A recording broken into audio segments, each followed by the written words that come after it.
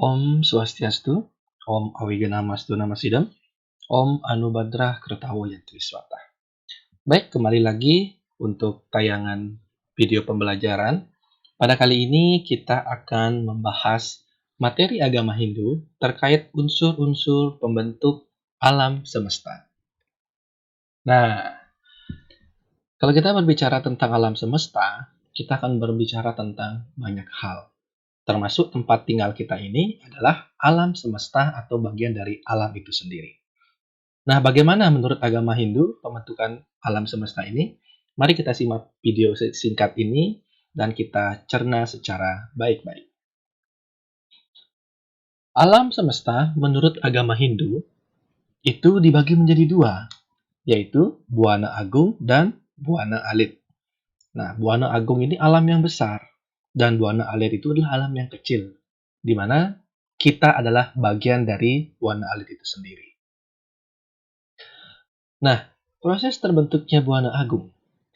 Secara bertahap, Buana Agung diciptakan oleh Ida Sang Yang Widiwasa dari kekuatan tapanya.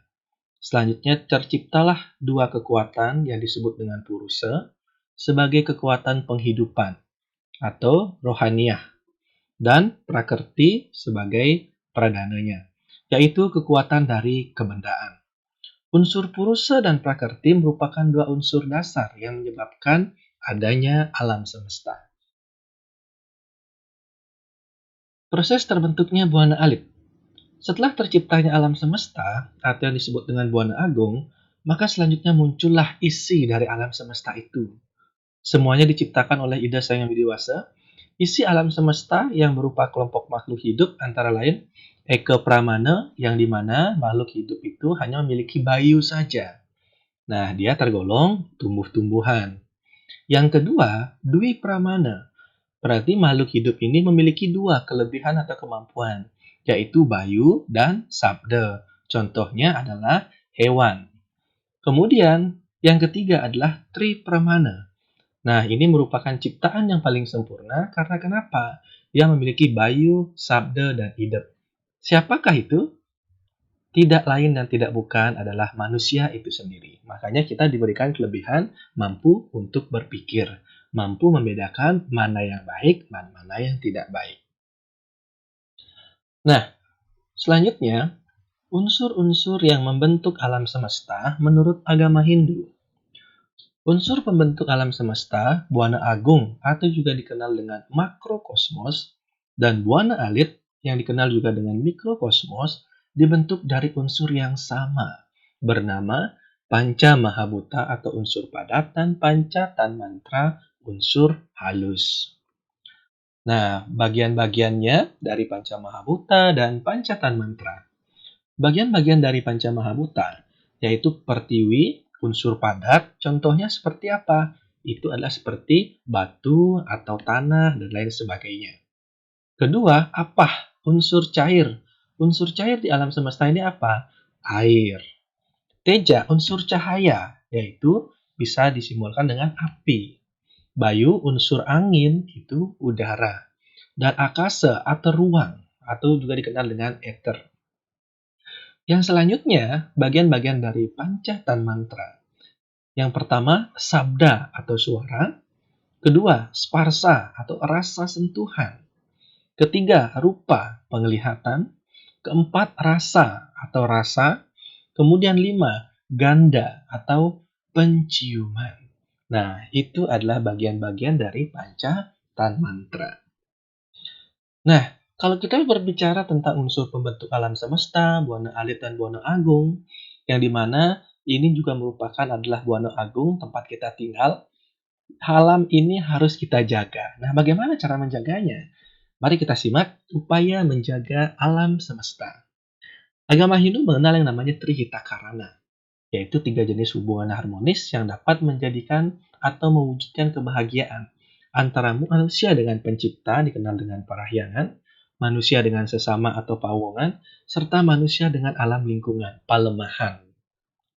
Nah, palemahan inilah yang harus kita jaga. Lingkungan kita tetap kita jaga, jangan membuang sampah sembarangan di sekolah, di rumah, atau dimanapun itu. Selain Trihita Karana, Ada juga dikenal dengan Satkirti, atau juga disebut dengan 6 jenis upacara yang bertujuan untuk menjaga keharmonisan alam beserta isinya, atau 6 konsep dalam melestarikan lingkungan. Nah, itu cara-caranya. Nah, sekarang bagian-bagian dari Satkirti. Yang pertama, menjaga kesucian Atman disebut dengan Atmakirti.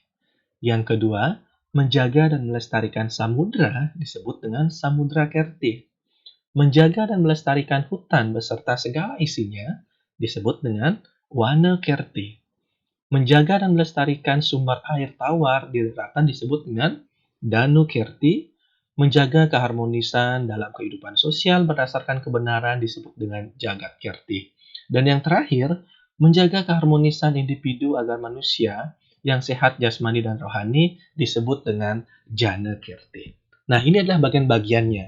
Jadi, upaya kita menjaga alam itu dengan menjaga lingkungan, menjaga apa yang ada di sekitar kita, dan juga menjaga apa yang ada di dalam diri kita. Nah, contoh upaya menjaga alam dalam kehidupan sehari-hari. Nah, ini bisa diterapkan di sekolah, di rumah, dan di mana saja. Yang pertama, memanfaatkan pekarangan rumah untuk menanam tanaman obat dalam rangka memenuhi kebutuhan obat keluarga, atau yang biasa dikenal dengan tanaman obat atau toga.